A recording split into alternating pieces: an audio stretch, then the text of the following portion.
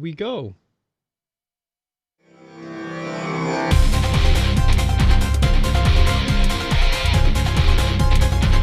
Oops, I forgot to hit record on the audio recorder. So let's do that again. I knew something was missing. I didn't say the words. Oh, man, we got to record the show I didn't again. Say the words. Here we go. We got to do the show all over again. 5, 4, 3. Technorama episode 583 for December 4th, 2019.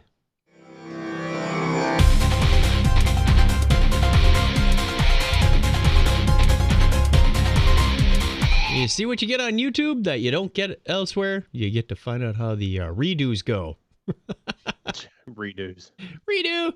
Welcome to Technorama. This is the show that takes a lighthearted look at tech, science, sci-fi, and all things geek. My name is Chuck Tomasi from sunny Phoenix, Arizona, in the Something Something Studios in Something Something City. And right across from me is Craig Stepp. How are you, Craig?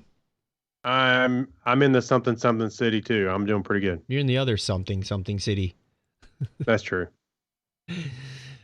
If you're joining us for the first time, welcome aboard, and thank you very much. If you're a returning listener, thank you for giving your time once again. We have some feedback. Oh, do we? Question of the week. Well, did you put a voicemail in the voicemail folder?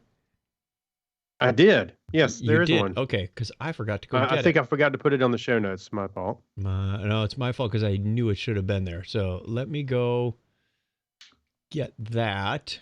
And you know what? While we're doing that, we'll play the music and then so prepared on this show, right? Yeah, like a well-oiled machine. Oh, we get letters. We get your letters every day. Mailman, mailman, mail today. Reach right in and pull it out. Those letters, I love those letters. Let's find out what you got to say. Oh, boy. Mailman, mail today.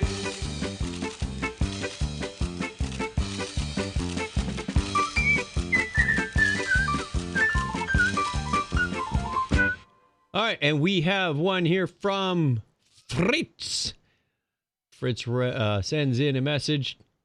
Let me bring that up. I have to bring it up in an external player so that I don't confuse things with the screen sharing going on. Hello, time to say hello from Germany 101, everybody, from Fritz. Thank you, Fritz, in Germany. Yes. Thank you very much. See, it is an International Month. That's voicemail right. month. That officially makes it International Voicemail Month. Thank you. There's one. Well, There's wait. one. No, I called from Sydney. Yeah. Okay. All right. I kind of give you that one. Yeah. Kinda. How much further do I have to go? Well, you're calling yourself. I don't know if that. Surprised I remember the number. That's not the right one. Where's the other one, Craig? That came through. I don't know. No, we get those all the time. I know we do. It just sounds funny. There was another one. Was there? The guy calling the complaint department. You're going to make me find it, aren't you? Let's see. I'm going to bring up Gmail because I might still have it. Come on, Gmail. Come on. Uploading speed is the problem, not downloading. Here we go. Google Voice. I'm not even going to tell you what phone number it was. Yeah, here we go. Play this message. See what we get. Yeah, I would just like to complain. I believe that Chuck and Craig have both been replaced by machines. True. That in itself is not necessarily a problem because I think the quality of the show is improved. But honestly, some of the fake calls they get in is just starting to bother me. So I think that it's time that they came clean and we understood their serial numbers. Thank you. This show is built by artificial intelligence. That's not even the message I was looking for. Where's the other one? There's the one from Fritz. Voicemail. I think it was in here. Nope. Hang on. I'm going to find it. There it is. There it is. Hold on. Oh, man. This person left a series of them. Oh, Mark, the Encaffeinated one, called us. When did he call us? Here, I'm going to save this one. How did I not see this? I love how we're making the show. There's a whole series of these. We got a ton of them this week, yesterday and today. So All right, let's keep playing these. This is news to us. We obviously didn't check them. Hello, You got 'em is up this in- the Yeah. complaints line? To complain about a lot of things, mostly that my number that I had for you was wrong, and that meant all the other calls I was making went to somebody else this month. I'm not really sure what that means.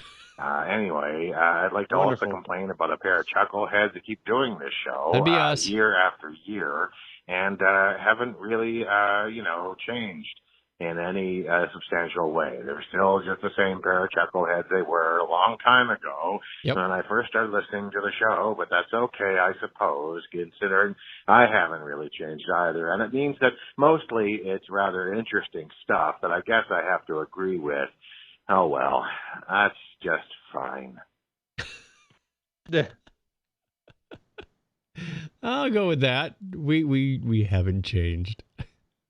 Hey, hello, this is Mark the Encaffeinated One. I'm just picking up my voicemail. I thought I could press 1 and I would get my voicemail, but it seems like all that did was just make a beeping noise in my ear. Hey, I hope I made it for the voicemail month. I think that's what it is. It's like a month full of voicemail. I don't know which month that was supposed to be, but I'm hoping that this is the right one. Anyway, I guess you guys can continue to, do the show and stuff. That'd be kind of nice. Bye now. Which month are you? It's like a calendar. You are voicemail Yeah. month of June. Hey, see, it also doubles down on our internationalism because we have he's Canada in now. Canada. That's right. Oh, hey, it's Mark the Encaffeinated One.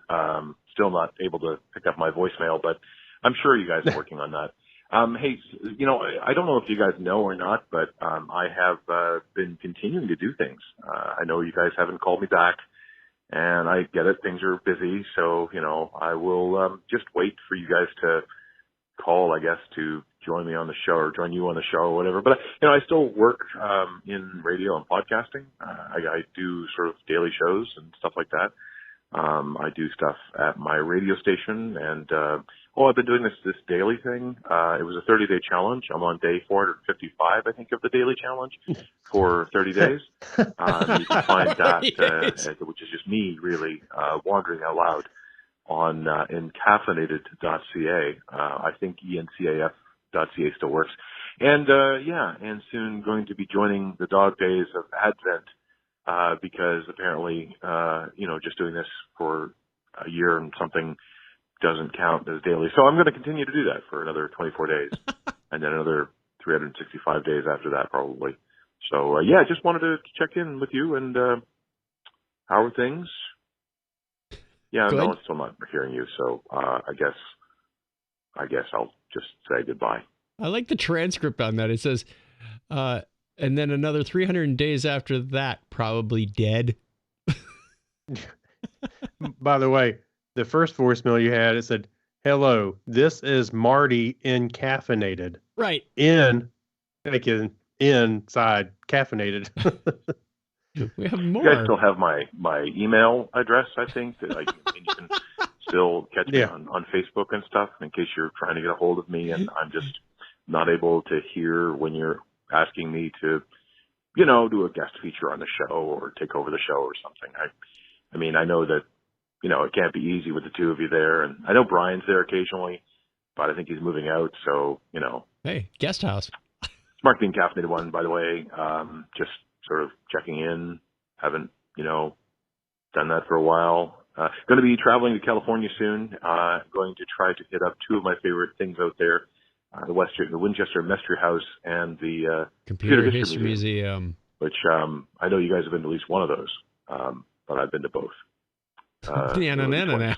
So, yeah, This one says, call me. "Oh, so sparkling caffeinated wine." No. I know. Gotta love Google translations. Transcripts are great. Did we get them all? I think there's one more in here. Let's see. This one. Thank you, everybody who's been sending these in. You remember that guy? He did the show, The Weird Show. That was a wonderful show. Whatever happened to him, anyway? I guess I got to go now.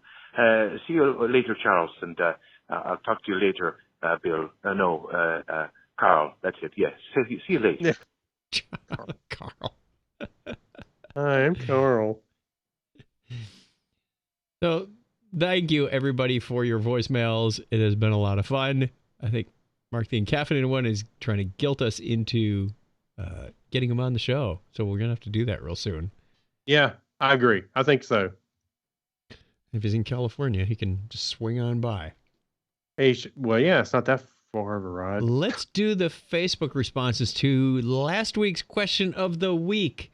Our question was, what is the most, quote, glitch in the Matrix experience you've had? And Jack Mangan just writes, deja vu. Jonathan, I like Jonathan Strickland's answer. He says, I was listening to the soundtrack to Spam-A-Lot at the gym. The Lancelot song came on just as I looked over to see Hank Azaria working out next to me. Azaria played Lancelot. Okay. Ooh. I think we're confusing glitch in the Matrix with just very great coincidences, but I'll take that. Yeah, I'd go with it. Well, it's like seeing the black cat. Deja vu. I had a moment like that when I was listening to, I think it was Stuff You Should Know. They were talking about how the Hoover Dam works as I drove over the Hoover Dam. Yeah. Or the bridge next to the Hoover Dam. Well, it's good that it works. Still working. Yeah. Brad says he was at Disney World, literally ran into a coworker at the entrance to Hollywood Studios. Former coworker Chuck says, I ran into a high school friend on campus in Madison, Wisconsin. I had not seen him for about 3 years. Then 2 days later, I ran into him again on the 22nd floor of a high-rise in New York City. Twice. I hadn't seen him in, like, what? Stop stalking me. Yeah. I've had that happen before, where I saw somebody I knew and then just strange coincidence, you end up seeing them a couple more times. Digital Dan Hook says a friend swore he saw me or my doppelganger at a restaurant when I was home that night. Ooh. And he robbed the place. I think I told you when we were waiting for the luggage in Sydney, we saw like Dave Slusher's look-alike waiting there. And I knew he was going to be in Sydney, so I thought it was him. At the same luggage carousel, like he came in on our flight, was sitting somewhere else. Nope. I shouted out to him from about 10 feet away. I said, hey, Dave. And I know whoever it was heard me, but that guy never turned around. Yeah. And Ignore him. Yeah. Don't look back. That was very strange. Yeah. Mark says, what's a matrix? Bob says, define glitch. Yeah. Swaroop says, came here to ask the same question only to find this post by Chuck. Right. That's funny. What do you got? I only had one response. One response, and it said it was from Gary Lindros. It says the same person cut me off at the same intersection 3 days in a row. What? Wonderful. But then it went on. I put question marks, like you said. What? And then Gary says, I know I didn't take. He says, I know, and I didn't take either color pill. And then Jack Mangan pops in and says, it was me, Gary. That was no glitch. Gary, next time take the purple pill. Yeah. Let's mix them together. You know what you get when you take the purple pill? Viagra. Oh, there you go. That is it for our feedback. Thank you, everybody who responded. We're going to have another question of the week at the end of the show. Want to hear your answers. Which means it's time for the history. There is no Brian Brown in the studio. It's like there is no spoon. He has been busily working on finishing the details of his new home and is exhausted. And I can't say I blame him. They have been packing and unpacking and moving and assembling, and just, I think they left before dawn and came back after dusk. So kudos to him. We wish him all the best on his new house. Let's do the history thing without him. On this day in history for December 4th, 2019, this is the 338th day of the year in the Gregorian calendar. There are 27 days remaining in 2019. It was on this date in 1791 that the first edition of The Observer, the world's first Sunday newspaper, is published. And that same date in 1861, the 109 electors of the several states of the Confederate States of America unanimously elected Jefferson Davis as president and Alexander H. Stephens as vice president. On December 4th, 1865, North Carolina ratifies the 13th Amendment to the U.S. Constitution, followed soon by Georgia, and U.S. slaves were legally set free within 2 weeks. And the crewless American ship Mary Celeste. Well, I was going to say, never mind. Celeste was found by Canadian Brig de Gratia. The ship was had been abandoned for 9 days, but was only slightly damaged on this date in 1872. It was ghosted. Ooh. Yeah, everybody was gone. It was just in there floating around, intact, fine shape, still a mystery. December 4th, 1881, the first edition of the Los Angeles Times is published. And by a vote of 65-7, the United States Senate approves United States participation in the United Nations. The UN had been established on October 24th, 1945. On this date, in 1945. So, approximately 6 weeks later, we said, yeah, we want to be part of that. Yeah. That same date in 1954, the first Burger King is opened in Miami, Florida.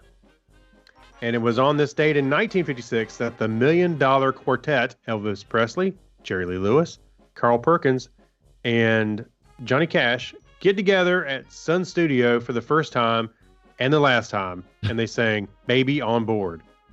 I know. I'm wondering what they did sing. It was like, with that quartet, never really heard a record by them. I was going to say, I'd never heard that before. They probably got together for lunch.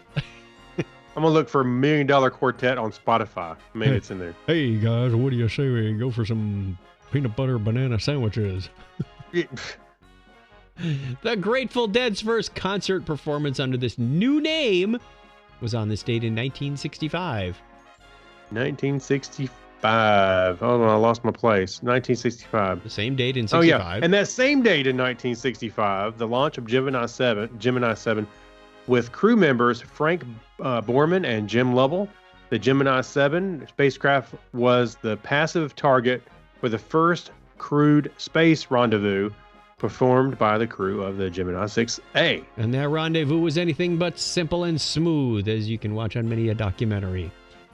Also today in 1991, Pan American World Airways. Pan Am ceased its operations after 64 years. And also on December 4th, 1998, the Unity module, the second module of the International Space Station is launched. December 4th, 2017, the Pontiac Silverdome in Pontiac, Michigan is imploded. That's where the Detroit Lions used to play. After a day of failure to implode, it took... Boom! Nope, that didn't work. Boom! Go back in there, Chuck, and see if you can fix it. Yeah. Twist those wires back together. It's about 30 miles from Detroit. It first opened in 1975.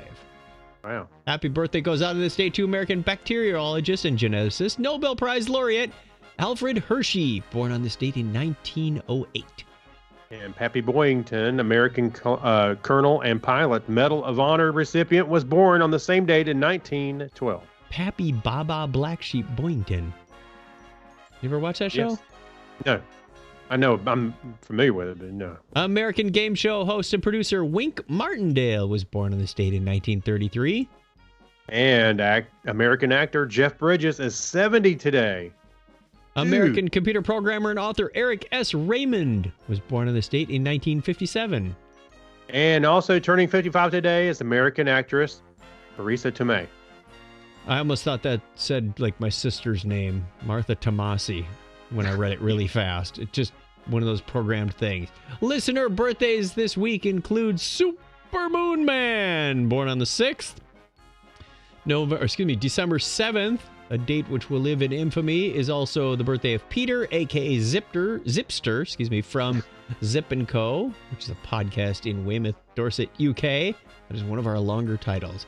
Dan D. Mann, one of our Patreon patrons, is on the 8th, as well as Gideon. And Steve Kite, aka Big Unit 62, is on the 9th. Happy birthday to all of you. If it's your birthday this week, we wish you all the best. If it's not, go over to chuckchat.com/wiki, get your name on the birthday calendar. We give you a shout out at the appropriate time of year because we just love our listeners and wishing them the happiest of birthdays. That's the way it was on this day for December 4th, 2019. And are we done yet? Are we done yet? Probably not. Almost. Wait. We'll know right here. Da-da-da-da-da-da-da-da-da. Yes? Yes! There we go. I was just gonna fade out. We're right there. I have half a mind to do one of these things with like the different panels where you see somebody doing each instrument. Yeah.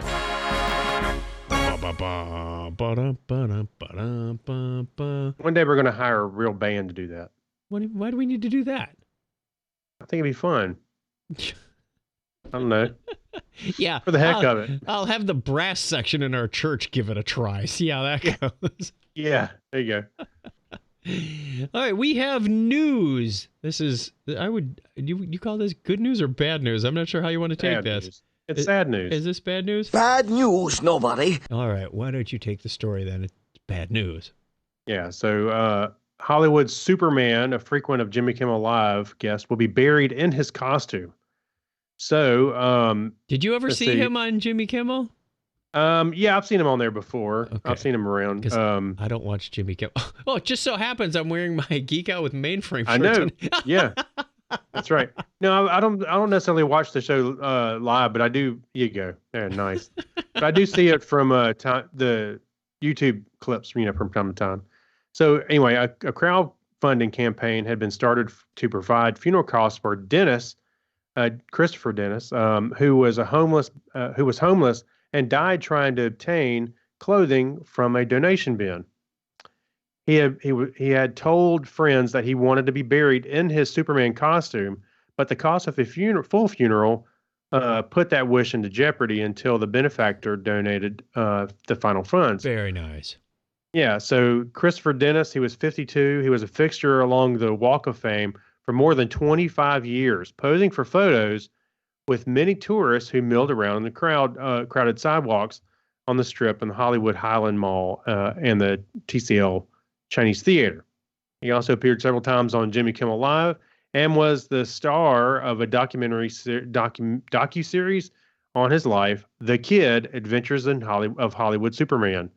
He was also featured in one of the stars of the 2007 documentary Confessions of a Superhero, which chronicled the lives of 4 characters who regularly worked the Hollywood Boulevard sidewalk. And you've probably seen all these characters people that do dress up, and you can give them a few bucks and they'll take a picture with you. I see him in Vegas. They do it in New York too, also. But he died in he was trying to get into one of those clothing bins. I guess you see like in a parking lot or something like that. And he died trying to get in there and get some clothes. They said there was no foul play suspected, but apparently he had some demons that could be an issue, and that's what some people said in the video. So I don't know. That's too bad. Yeah. So anyway, there was He's 52. It was only 52, and like I said, they raised the money to get the money. And the update was that Hollywood Superman Christopher Dennis will be buried in his costume after an anonymous donor stepped up to pay for his funeral and fulfill his final wishes. Apparently, DC has no problem with that. No, I hope not. Hey, actually, he does bear a striking resemblance to Christopher Reeve, though. Kind of, yeah. So, well, I suppose if you were thin and got into that costume and did your hair that way, almost anybody would resemble Christopher Reeve or look like Superman. Yeah. So you can go. There's some video down there, and you can see him. And yeah. Oh well. All right. Sorry. I'm going on to the next crazy story, which is in the Hacks and Strange Stories section. A Russian dairy farmer gave his stop right there. goggles with hopes they would be happier and make better milk. Hopes, I say, hopes. This is from VR goggles. CNN.com, people. Keep that in mind. Virtual reality isn't just for video games anymore. The technology is changing industries that many people had never thought it would, such as, checks notes, dairy farming? Okay. And here you thought technology couldn't get any weirder. That's why Technorama exists, right there. Yeah. That's right. A farm just outside Moscow is testing VR glasses for its cows, it says, in an effort to increase the quantity and quality of milk produced. According to the news release published Monday from the Ministry of Agriculture of the Moscow region, it came accompanied by photos of a cow trying out its fancy new goggles. And it looks like... this doesn't make sense. Because cows have eyes on the sides of their head yet. Well, yeah, basically, yeah. I mean, you'd have to have some weird-looking goggles. And these don't look weird. These look like you just slapped a larger version of VR goggles on a cow. Yeah. But anyway, we checked the date. Nope, it's not April 1st. This is for December 1st. We're recording this. The ministry rationalizes it like this. Studies have shown that cows' environmental conditions can impact the milk produced, specifically improving its quality or increasing its quantity. So, a team of developers, with the help of veterinarians and consultants for dairy production, made some oversized VR glasses for cows. They adapted the human versions to account for cows' different head shapes and eyesight, the news release says. And then, voila, cow VR glasses. And they look exactly like you would expect. A cow wearing VR goggles. And what were these cows experiencing with the new VR glasses? Imagine this, a wild, expansive field beneath a summer sun. It's a cow's virtual paradise. So far, it's unclear if the glasses have helped milk production. Further study will be needed for that, but a first test did reveal a decrease in anxiety and increase in the emotional mood of the herd. That's what the release said. To be fair, if it were transported to a vast field of summertime, our anxiety and emotional mood would be better too. Yeah, you're probably right. Russian dairy farmers aren't the only ones going the extra mile to keep their cows happy and improve product. How much does one of these units cost, and how many cows do you got? That's my next question. Well, I was just thinking you had to make a special one for a cow. How much would just the first one cost? Right. Get those mass produced. And then you're going to need a new for your pigs and your sheep. Yeah. So what are they showing these? I think they're showing them. And don't even get me started on the tens of thousands of chickens. I was gonna say that the VR goggles are showing them visions of chickens being slaughtered. You know, kind of like Chick-fil-A. That makes the cows happy. Yeah, like the Chick-fil-A commercial. Eat more chicken. Yeah. The cow holding up the sign with chicken spelled wrong. They're just showing them Chick-fil-A commercials. You know, rile them up. Nice. All right. Normally we'd give a shout out to the chat room, but we're still experiencing some bandwidth problems. I thought they were all resolved this weekend, but unfortunately they're not. We tried to go live and the stream died. So I will be back on. We have narrowed it down. It's not the ISP. It is my Google equipment. So we continue to debug, and when we get that resolved, we will resume the streaming. Until then, you can subscribe to our YouTube channel over at youtube.com. Look for Technorama Podcast. That's us. And we'll give you a shout out when we get streaming again. So thank you very much. And I'd also like to take this moment to thank our patrons who, despite our bandwidth issues, continue to support the show. People with great hearts and great names like Kyle Nishioka, Abner Braverman, Ben Vaughn, Mike Wills, other spectacular people like Mega Podtastic, Night Gig Studios, and Gary Lindros. Only one of those three is using the real name. Can you guess which one? John Clifford, Leon, John Noble. Yes, that's John Noble. That's ours. Chris MC, Alexis Duran, Saturday Morning Media. I suspect another alias.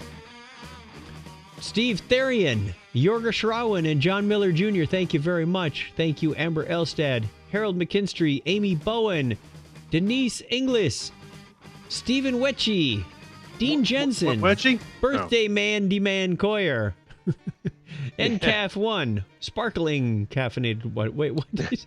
Sparkling? Matt Baum, and our latest Patreon member, Christina. If you would like to join these wonderful people, you can go over to our Patreon page. It's on the screen there. If you're watching, if you are listening, you probably remember from the last episode, it's patreon.com/Technorama Podcast. And for as little as $1 a show, you can get extra content and your name read with such glowing gratitude that words can't describe. So thank you very much. These are the people that keep the show going. Bandwidth, hosting, equipment, software upgrades, you name it. Continual calls to internet service provider support. Yeah. That's all on us. We really Endless calls. We Yeah. work hard for you, and we appreciate that token in return. So thank you very much, and we will get back to you as soon as the music fades out and I stop the music. There we are. So onward to the media. We didn't take a break, did we? We just plowed right through that. No, let's just keep on going. Let's Why just not? keep on going, because I don't think I lined up a couple of things anyway. I'd have to go hunt them down out of the folders. Let's continue on with the media corner then. Welcome to Blockhead Video. Hey, where can I find some good information about music and TV and videos and things? Over here, in the media corner. I read the Cow VR. You get the Lego ones. Okay. Fair enough. So Lego AI and motion tracking to turn guests into the minifigures at its New York theme park. And in other news, I didn't know they had a New York theme park. Neither did I. Yeah. So have you ever dreamed of turning yourself into an inch-tall plastic figure who can't bend their legs and arms every day and must interact with the world using a pair of lobster-like claws? Lego's new theme park opening next year in New York. Oh, okay. No wonder they don't have it yet. Will make a dream a reality by using sophisticated motion tracking and neural network facial recognition. The opening July 4th of next year, the Legoland New York resort will be located in Goshen, New York, which is about 60 miles northwest of New York City. When completed, it will be the first, one of the largest Legoland theme parks with a full hotel en route and various interactive attractions, including the Lego Factory Adventure Ride. Okay. Like most of the newer indoor attractions being installed in theme parks, the Lego Factory Adventure Ride will be a trackless dark ride experience. Kind of reminds me of Magic Mountain or Space Mountain. Yeah, excuse me. Space Mountain's got tracks, but similar. Yeah. Okay. But no, but just dark. It's pretty dark in there. Anyway, so the visitors will be strapped in, and they'll be paraded through an interactive narrative. The vehicles themselves aren't tethered to the track. They just kind of roll around themselves. Well, it's kind of like, I think it was MIB, where you're on the little car and it goes through the city and spins around. But it's yeah, not you on were a on a track with that, but it's like a wire. You're reading RF from the floor, or whatever it is, or it's programmed to go in a certain route. Yeah. So I was looking for the part about the AI thing. Anyway, you can see the little video at the top where the girls or the girl Donna and the was guy playing that on the video a minute ago. Yeah, so they're interacting and they're raising their arms and doing it. It was kind of cool. Anyway, I think it'd be cool. I had a good time going to Legoland when we went there years ago in Carlsbad. I want to know, if you put a drink in your hand, will it will it have a cup on your avatar? That would be kind of cool. Because you got those lobster claws. It's like, what could you put in there that would also work? You got a Coke in your hand, and then Right. the avatar shows like a little a cup with it looked like it was more than just it looked like it was more than just the body positions, the arms and your head, but the smile also appered when the lady would smile. Her avatar would do the same kind of thing. We've already had this though. It was on the Wii. Remember the Mii's? Yeah. So the Mii's were probably kind of fun to play around. They would walk around on their own, just kind of mulling around in a crowd. Oh, there's the Darth Vader one. Hey, they take your picture on the ride in the cart, and you look up for your picture, and there you are as a Lego. Sure, why not? Instead of your real face. And you got this. Anyway. And then there's that's pretty good. There's Grandpa Choco. Yeah. The sleeping Lego minifig. Yeah. Well, that's pretty cool, though. They talked about AI in that last one, and we're going to talk more about AI. Can artificial intelligence find new planets for us? On a clear night, you might easily see Jupiter, Mars, and other planets from our solar system. This is how astronomers for thousands of years discovered the first planets. We cannot directly observe planets that are farther out than our own solar system, as are Neptune and Uranus, so of course we cannot see planets that orbit other stars. However, solar system with modern telescopes and satellites like the Kepler mission, it's possible to find the first planets outside our solar system, also known as exoplanets. These discoveries are essential for better knowledge of our galaxy and universe, as well as the search for life elsewhere. TESS, the Transiting Exoplanet Survey Satellite, is NASA's new planetary hunter. It is the first mission of its kind that will cover the whole sky. The satellite is a space telescope equipped with 4 cameras that will help astronomers by discovering thousands of exoplanets orbiting nearby stars. It will do that by monitoring hundreds of thousands of stars for 2 years and collecting information about their light. Every time a planet passes in front of a star, some of the star's light is blocked, so it appears dimmer to us. Analyzing the brightness of the stars over time to identify these events is called the transit method, and it is one of the most common techniques for finding exoplanets. However, in practice, it's hard to tell the difference between dimming due to real planets and dimming due to natural variations in brightness, not to mention variations in the instrument itself and other reasons. So you got to get a lot of data so you can smooth those curves out and find out where it really is. Normally, these signals are analyzed by experts who try to distinguish planets from other signal sources. Human decisions can be biased, and also the huge amount of data produced by TESS, we would need an army of scientists to analyze it. Or you do the SETI at home thing and just let everybody analyze it for you. So scientists are looking for a precise and automatic way of processing TESS data in order to detect these planet signals. Need to make the font just a little larger. I'm struggling. I know, it is kind of small. Okay, there we go. Deep neural networks are a type of artificial intelligence that was thought to have potential for helping, even replacing humans at identifying new planet signals. Deep neural networks are computer processes called algorithms. And they are what? No, I'm just laughing at algorithms. That was my Ren and Stimpy. Yeah. Organisms. Organisms. And they are algorithms, and they are unique in that they work like our brains and can learn by themselves to do specific tasks. They do this by learning information from examples, the same way students try to learn maths at the beginning and do not do it very well. Some of us didn't do it very well most of the other time, too. But the more problems they try, the better they get at it. Deep neural networks can be used for face or speech recognition, cancer diagnosis, weather prediction, and autonomous cars, amongst other applications. So, go out there and solve our problems for us, deep neural networks. Yes. Thank you. We'll find more planets. I think that makes total sense, because if we're going to have massive amounts of data to analyze and numbers to crunch, you'll want those computers that are doing it. And like I said, it might not be all that accurate at first, but as it learns over time, we will get better. Now, if they could just get the AI to do my taxes. I'm not going to trust that quite yet. It's a free program downloadable from the government. Yeah. It's AI. Don't worry about it. It's all right. I'll do your taxes. Just give it your bank account number and they'll take care of the rest. What do you mean I owe $10 million? What do you mean I don't have any money left? I've never made $10 million. All right. We have then the Geek Library is all that's left. This is just a cool song. I like hearing it.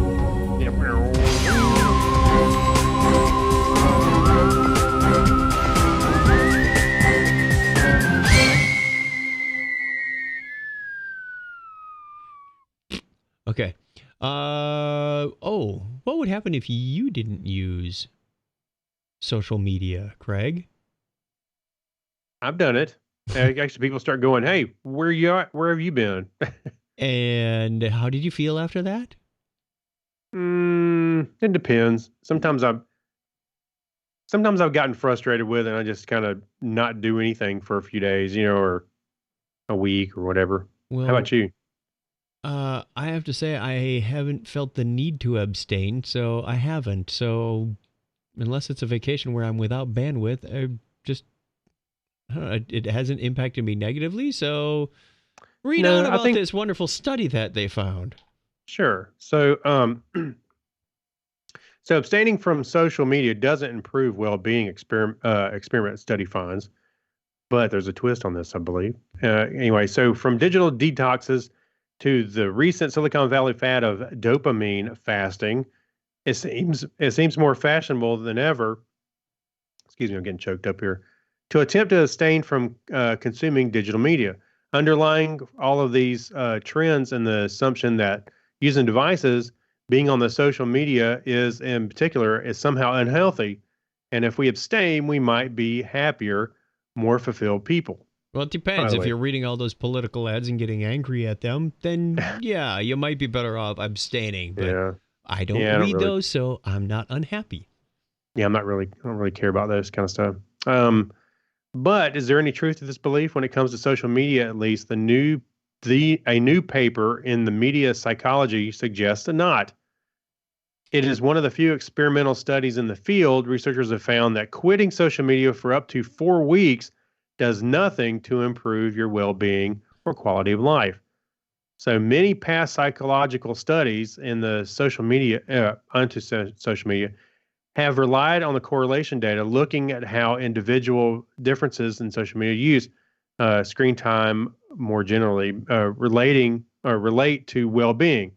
That makes sense. It's far more easier to look at existing patterns of use than to conduct a controlled experiment, particularly in a world where we are using digital media every day, but it also makes it harder to separate out the cause and effect. Even if social media use is associated with poor well-being, how can we be sure we already are unhappy and are not simply using social media more often, for instance?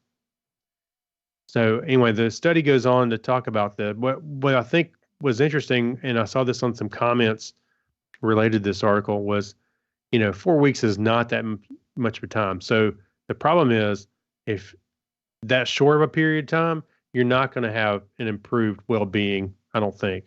But maybe it's staying longer, maybe it depends. But I don't really have a problem in the sense, like you mentioned, with social media, messing around with it daily. But there are just times when I feel like I'm just overworked and stuff, and I just ain't got time to mess with it, and I just live. It's like, forget it, Right. That's what I was talking about when I get not frustrated with social media per se, just getting tired of posting this or reading that, or especially just scrolling, mindless scrolling through the news feeds gets old, I think, a little bit. So sometimes I will take a little break, but I don't know if it makes me better and happier or not. I think it really depends on the individual, and it doesn't go into a lot of details about what the study involved. Is this focused on people who have problems with social media, that they're inattentive to other things like the personal relationships in their lives and they're just glued to their phone? Or is this people that are generally angry in general, and this is just social media as an outlet for them? It really didn't have a whole lot of detail. So it's tough to, at least we didn't get into any details. They might have been in there, but I'm going to leave it at that I don't need it, and I don't think it would make me any happier if I did.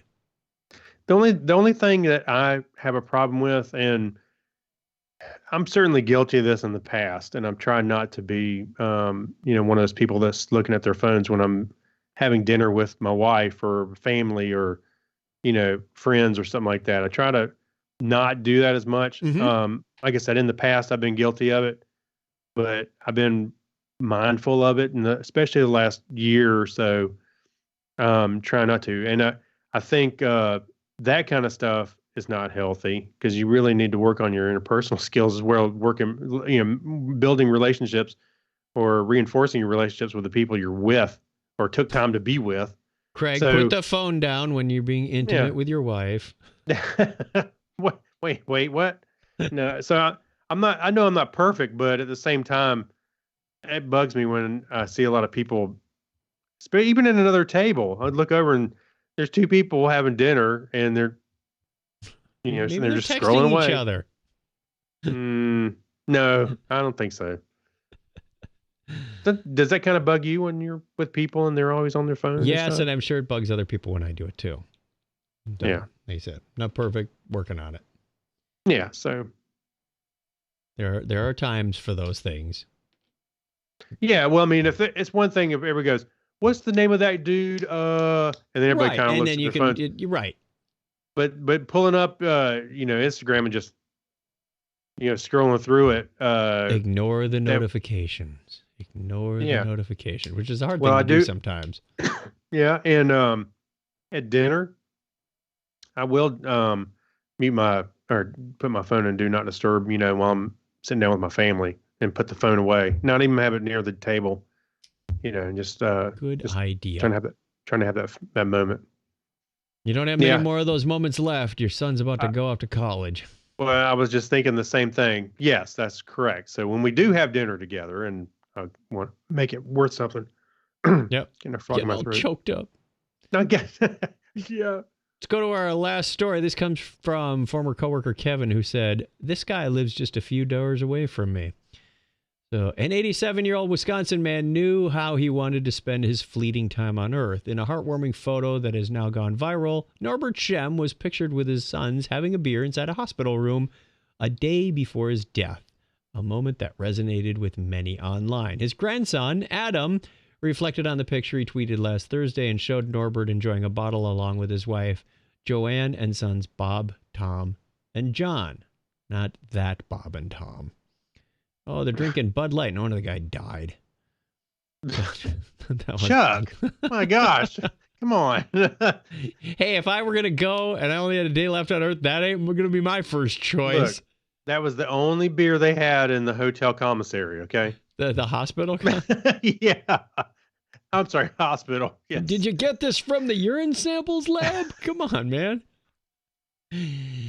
Quote, "It was a really good family moment, and I know it meant a lot to everyone," Shem told CBS News on Tuesday. "The look on everyone's face is something to cherish. They are all smiling, including my grandfather," which is the guy holding the beer.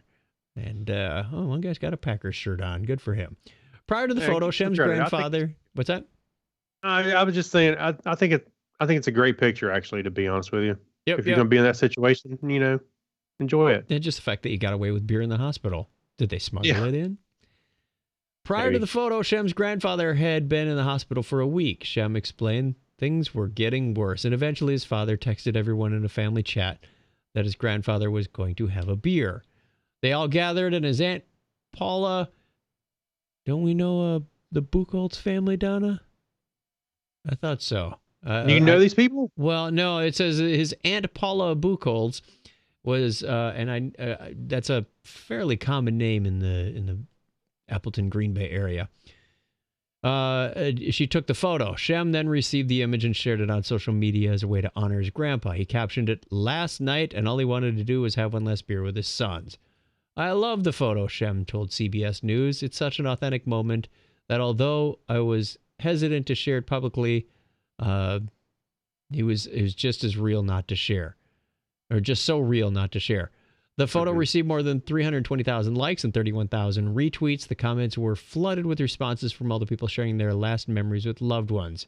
"I don't know you, but I felt this," social media user Ben Riggs tweeted. "Days before my grandpa passed, he let my dad and I know he wanted a cigar and a beer." I don't think he would have got away with the cigar in the hospital, though. No. So this guy just settled for the beer. "We made it happen. I'm so sorry for your loss. Your grandpa's smile is one for the books." Yeah, it really is. That's a great shot. And down below, there's some responses of people doing similar things with their loved ones. There was, what it says, grandmother. My grandma did the same thing with shots of Bailey. And there's a Coors Light. I don't know if that's an upgrade or not. Down below, not. Yeah. So anyway, but it doesn't matter. I would drink it with my dad. Although my dad, I would too. My dad's probably only have one. I don't even think he's had one beer in his life, maybe two. I don't know. He barely drinks. This one person's name on Twitter is Gnocchi Plate. The one with the grandma picture. Oh, yeah. All right. That takes us to the end of our stories on that heartwarming tale. And, again, we're heartwarmed that he got to spend the last few moments the way he wanted. And I hope I should reach a ripe old age and get what I want in the hospital, too. Our question of the week this week is, what was your biggest, that's how it works moment? Oh, my. when I figured out how podcasts work. Well, why don't you let me know? Because I don't know how these things work yet. You don't know how they work? Nope. Yeah. No, I know it has something to do with that book behind me, but No, it's just, I joke about it, but the first time I read the word podcast, yes. and I swear, I think it was on Slashdot, and I went looking for the article. I just couldn't find it. But I remember catching the word podcast. I went, what is that? And that's when I started listening to Adam Curry. But I was listening to it through the website. I think I downloaded them manually, the Right. MP3, and was listening to it. But I didn't realize right off the bat, he was using this app to download them automatically and put them on his iPod, which was very convoluted at first. Yeah. It was crazy trying to get that to sync with your with iTunes and all that. Anyway, I just remember going, oh, this is how it works. It's just an RSS feed with another tag in it. Yeah, it's got links to files, and okay. And then, I think within the first month of being exposed to podcasts, I started getting an idea. Still a lot to I'm going to have to think about that one. A lot of history to cover in those aha moments. Well, let me ask you a question. So Yes. Where was the first time you saw or where a podcast was referenced? I Or the was term or listening whatever. to Ken Radio on, I forgot what it was. It was one of those old streaming apps on Windows NT. I was on my old Toshiba laptop in 2004 writing code for my old ticketing system. Right. And I do recall I was listening, and they mentioned something about Engadget doing a podcast, and I think Philip Terone was on that at that time. Mm-hmm. And I said, Yeah. podcast. So I quickly started searching for the term, and that's when I read the Engadget article, found the client. The directory was all of about 50 podcasts at the time, if that. And Yeah. started listening, and that's when I went, well, I could do this. I know. It's not, Yeah. I could do a variant of this. Granted, there wasn't a grand plan in effect, like what kind of content at the time, but technically it wasn't anything sophisticated. Yeah. I just remember scanning the article and I saw a word podcast. I went, whoa, whoa, whoa. It was one of those words that kind of captured your attention, Right. So anyway. Alrighty, that takes us to the end of the show. Thank you very much. If you want to get a hold of us, call us on the listener line. It's December 1st, but you know what? We're willing to extend this a little longer if you still want to play international. The international voicemail month is 2 months long. It's like the Christmas season. All right. Yeah. Starts in stretches about from- July, Yeah. Starts before Halloween and ends after the New Year. and then starts up again in 3 weeks. Yeah. Yeah, pretty much. 707-530-2428. We'd love to hear from you wherever and whenever you are. That's 707-530-2428. At a +1 if you're outside the United States, so that your call gets routed to us correctly, or routed if you're in one of those countries. Yeah. Or send us an email, technorama@chuckchat.com. We'd love to hear from you. You can find us anywhere on the internet by going to, just searching for Technorama Podcast. You'll find us. It's out there. And again, huge shout out and thank you to our Patreon patron members. Craig, how many more shows do we have this year? I would imagine 1, 2, 3, 4. 4? You think we can get 4 in? If we do one every week. Well, we can't do one the 22nd. I'll be leaving on 3. a cruise with Julie and Will and Donna. So All right, so we got 3. we have at least 3. Thank you very much. It has been a wonderful 2019. We'll just leave it at that because we don't know if you're listening to this in 2019 or 2020. Till next time, Craig, would you be so kind as to give our listeners the traditional sign-off of a binary All high right. five? All right, 101. See Bye, y'all later. everybody.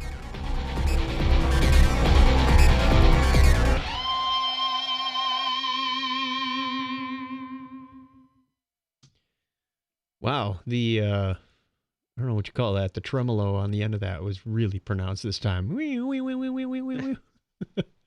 was like your tapes got stretched or something. The warp on the record. Yeah. Thank you, everybody. And thank you, Donna, for taking care of the video once again. Bye. Bye.